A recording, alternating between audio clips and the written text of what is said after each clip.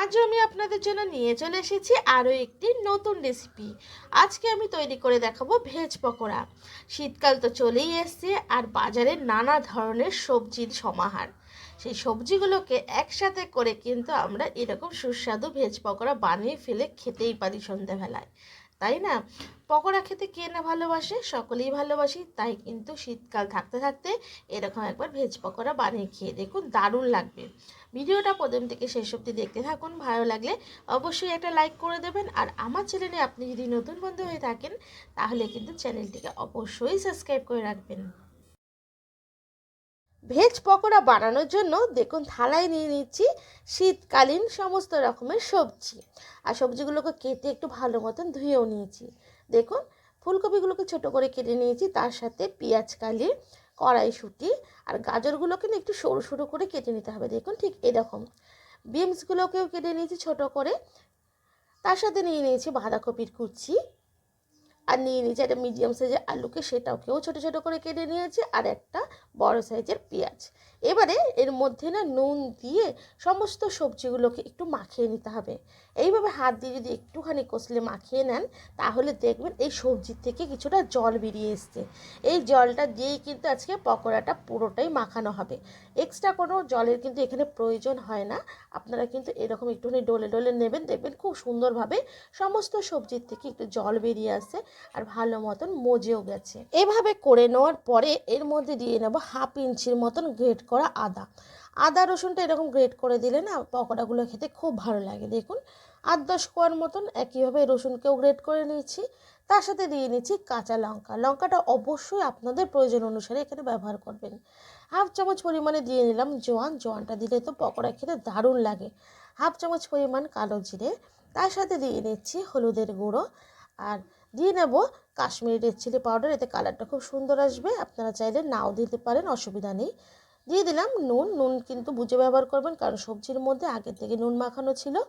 এবারে এর মধ্যে দিয়ে নিচ্ছি 2 চামচ পরিমাণ বেসন, 2 চামচ পরিমাণে ময়দা, আর 4 চামচ পরিমাণ দিয়ে নেব চালের গুঁড়ি। এবারে সমস্তগুলোকে খুব ভালো মতন এইভাবে মাখিয়ে নিতে হবে। আস্তে আস্তে করে এভাবে মাখাতে থাকবেন, তাহলে দেখবেন খুব সুন্দরভাবে মাখিয়ে নিতে পারছেন। আর কোনো কারণে যদি আপনাদের মনে হয় যে এখানে ময়দা বা চালের গুঁড়ির পরিমাণটা কম হয়ে গেছে, সেখানে আপনারা একটুখানি ব্যবহার করতে পারেন, অসুবিধা নেই। কারণ আপনাদের সবজির পরিমাপটা আপনারা নিজের নিজের প্রয়োজন অনুসারে ব্যবহার করবেন, তাই এই মাপটাও কিন্তু একটু অদল বদল হতে পারে। দেখুন, আমার কিন্তু আর কিছুই লাগেনি, ভালো মতন মাখিয়ে নেওয়া হয়ে গেছে। সবার শেষে দিয়ে নিচ্ছি এর মধ্যে ধনে পাতা কুচি। তারপরে দিয়ে নেব এখানে ছোট চামচের 1/2 চামচ পরিমাণ চিনি। এতে পকোড়াটা খেতেও ভালো লাগবে, আর পকোড়ার মধ্যে তেলটাও কিন্তু কম টানবে। দেখুন, খুব ভালো মতো মাখিয়ে নেওয়া হয়ে গেছে। এর মধ্যে কোনো রকমের জলের ব্যবহার আমি করিনি। আর দেখুন কত সুন্দর তৈরি হয়ে গেছে। এইভাবে করে নেওয়ার পরে আমি এটাকে কিছুক্ষণ রেস্টে রেখে দিচ্ছি। রেস্টে রেখে এদিকে দেখুন ওভেনে বসিয়ে নিয়েছি কড়াই, তাতে দিয়ে দিচ্ছি পর্যাপ্ত পরিমাণে একটু তেল।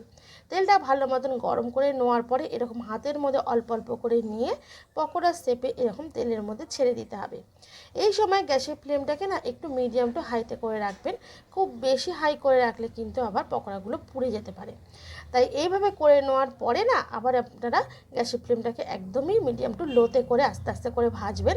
তাহলে দেখবেন খুবই মচমচে আপনাদের পকোড়াগুলো তৈরি হচ্ছে। দেখুন, এক পিঠ উল্টে অপর পিঠ কিন্তু ভেজে নিলাম।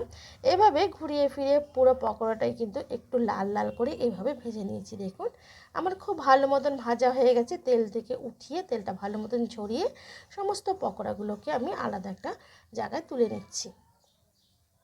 এই একইভাবে পরের পকোড়াগুলোকে দিয়েও আমি একই রকমভাবে ভেজে সমস্তটা তুলে নিচ্ছি। সবগুলো পকোড়া কিন্তু আমার ভাজা হয়ে গেছে।